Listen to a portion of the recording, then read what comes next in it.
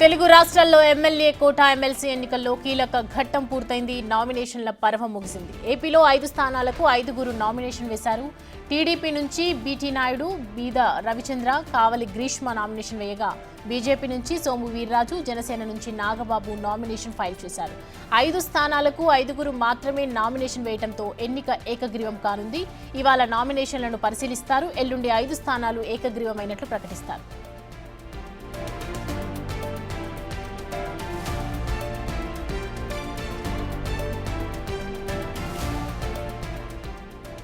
ఇక తెలంగాణలో 5 స్థానాలకు 11 నామినేషన్స్ దాఖలయ్యాయి.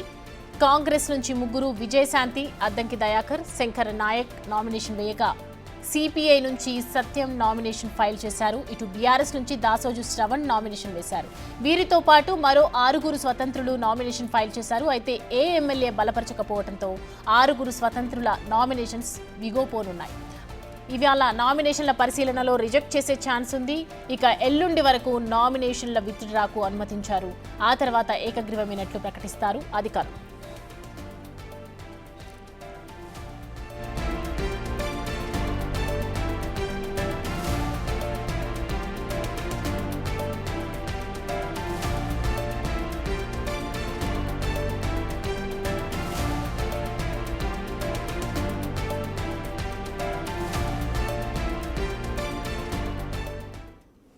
రైట్, ఈ అంశానికి సంబంధించి పూర్తి డీటెయిల్స్ మా ప్రతినిధి హేమ అందిస్తారు లైవ్ లో.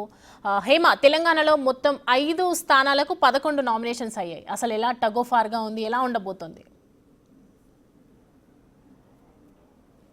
మొత్తానికి నిన్న ఎమ్మెల్యే కోట ఎమ్మెల్సీ స్థానాలకు సంబంధించినటువంటి నామినేషన్ల గడువు ముగిసింది. మొత్తం కాంగ్రెస్ పార్టీ నుంచి 3, సిపిఐ నుంచి 1, అదేవిధంగా బీఆర్ఎస్ పార్టీ నుంచి 1 నామినేషన్ దాఖలు చేశారు. యాక్చువల్లీ తెలంగాణ రాష్ట్రంలో 5 ఎమ్మెల్సీ స్థానాలకు గాను నిన్న నామినేషన్లు దాఖలు చేయాల్సి ఉంటే 5 స్థానాలకి కూడా మొత్తం 11 మంది నామినేషన్లు దాఖలు చేశారు. యాక్చువల్లీ మధ్యాహ్నం వరకు కూడా కేవలం 5 మందే నామినేషన్లు దాఖలు చేశారు. సో ఇదంతా కూడా ఎన్నికల్లో ప్రక్రియ అనేది ఏకగ్రీవంగా వెళ్ళిపోతుంది అని భావించినప్పటికీ కూడా సడన్గా స్వతంత్ర అభ్యర్థులు మొత్తం 6 మంది నామినేషన్లు దాఖలు చేశారు. అందులో జాజుల భాస్కర్, భూషణ్ రాజు కొయ్యల్కర్, తిలక్, చంద్రశేఖర్, సాయన్న, శ్రీకాంత్ 6 మంది స్వతంత్ర అభ్యర్థులు నిన్న నామినేషన్లు దాఖలు చేశారు. అయితే ఈ నామినేషన్లు దాఖలు చేసినప్పటికీ కూడా ఈరోజు ఎప్పుడైతే స్క్రూటినీ జరుగుతుందో, అంటే నామినేషన్ల పరిశీలన కార్యక్రమం జరుగుతుందో ఆ సమయంలో ఈ 6 మంది అభ్యర్థులను కూడా పరిశీలనలోకి తీసుకోరు. ఎందుకంటే ప్రస్తుతం జరుగుతున్నటువంటి ఎన్నికలు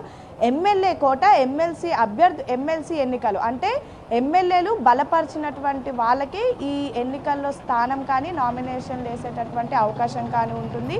వీళ్ళంతా కూడా స్వతంత్ర అభ్యర్థులు. ఏ ఎమ్మెల్యే కూడా వీళ్ళకి సంబంధించి సపోర్టివ్గా ఒక సంతకం కానీ ఒక సపోర్టివ్గా ఎవరు లేరు. కాబట్టి ఈ 6 మందికి సంబంధించినటువంటి నామినేషన్లు ఈరోజు స్క్రూటినీ చేసినటువంటి సమయంలో అవన్నీ కూడా పక్కకు పెట్టేస్తారు, వాటిని పరిశీలనకు కూడా తీసుకోరు. సో దీన్ని బట్టి మనం చూస్తే ఈ 5 మంది ఎన్నికలు కూడా ఏకగ్రీవం అని చెప్పుకోవచ్చు. ఎందుకంటే మొత్తం 5 స్థానాలకు ప్రస్తుతం ఖాళీలు ఏర్పడితే అటు కాంగ్రెస్ నుంచి 3, ఎస్సీ సామాజిక వర్గం నుంచి అద్దంకి దయాకర్తో పాటు ఎస్టీ సామాజిక వర్గం నుంచి శంకర్ నాయక్, అదేవిధంగా మహిళా కోటాలో బీసీ సామాజిక వర్గం నుంచి విజయశాంతి నామినేషన్లు దాఖలు చేశారు. ఇక మిత్రపక్షమైనటువంటి సిపిఐ నుంచి సత్యం కూడా నిన్న నామినేషన్లు దాఖలు చేశారు. ఇక అసెంబ్లీలో ప్రస్తుతం ఉన్నటువంటి రేషియో ప్రకారం 1 సీటు బీఆర్ఎస్కి కైవసం అవుతుంది. కాబట్టి బీఆర్ఎస్ నుంచి ప్రొఫెసర్ దాసోజు శ్రవణ్ కూడా నామినేషన్లు దాఖలు చేశారు. అంటే ఈ 5 మందికి కూడా ఎన్నికలు ఏకగ్రీవం అయ్యాయని చెప్పుకోవచ్చు. ఈ 5 మంది కూడా నిన్న 10 మంది ఎమ్మెల్యేల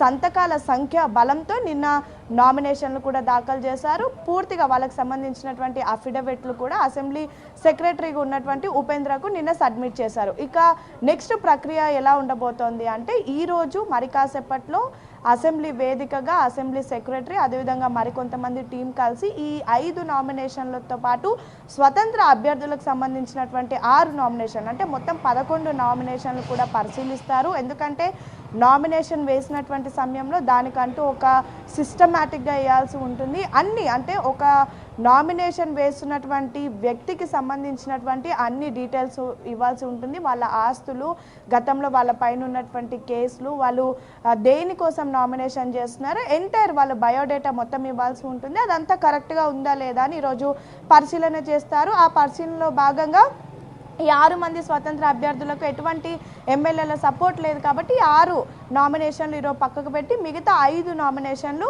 ఫార్వర్డ్ చేస్తారు. ఇక రేపు ఒక్కరోజు వదిలేస్తే ఎల్లుండి ఈ నామినేషన్లకు సంబంధించి ఉపసంహరణ చేసుకునేటటువంటి గడువు కూడా ఉంటుంది. సో అదైతే జరగదు, ఎందుకంటే 5 మంది నామినేషన్లు వేశారు, వాళ్ళు ఎవరు వెనక్కి తీసుకోరు. కాబట్టి ఆ రోజు సాయంత్రం ఈ నెల 13వ తారీఖు సాయంత్రం ఈ ఏకగ్రీవంగా అభ్యర్థులను ప్రకటించేటటువంటి అవకాశాలు ఎక్కువగా కనిపిస్తున్నాయి. కానీ ఎన్నికలు కమిషన్ ఇచ్చినటువంటి ఆదేశాల మేరకు ఎన్నికల కోడ్ ప్రకారం, ఎన్నికల్లో ఉన్న ఎలక్షన్ రూల్ ప్రకారం ఈ నెల 20వ తారీఖున పోలింగ్ చేయాల్సి ఉంటుంది. పోలింగ్ చేసిన అనంతరం ఆ రోజు సాయంత్రమే అభ్యర్థులను ప్రకటించాల్సి ఉంటుంది. సో మరి ఎన్నికలకు వెళ్తారా లేదంటే ఏకగ్రీవంగా మంగళవారం డిసైడ్ అయ్యి 20వ తారీఖు అఫీషియల్గా అనౌన్స్ చేసి వాళ్ళకి ఇవ్వాల్సినటువంటి పత్రాలు ఏవైతే ఉంటాయో అవి ఇస్తారనేది వేచి చూడాలి. ఇన్ కేస్ ఒకవేళ 20వ తారీఖు ఎన్నికలకు వెళ్ళాలి అనుకుంటే మాత్రం అసెంబ్లీ వేదికగా ఏర్పాటు చేసినటువంటి ప్రత్యేక బూత్లో మొత్తం ఎంటైర్ తెలంగాణకు సంబంధించినటువంటి అందరూ ఎమ్మెల్యేలు కూడా పార్టిసిపేట్ చేసి తమ ఓటు హక్కును వినియోగించుకుంటారు. ఇందులో భాగంగా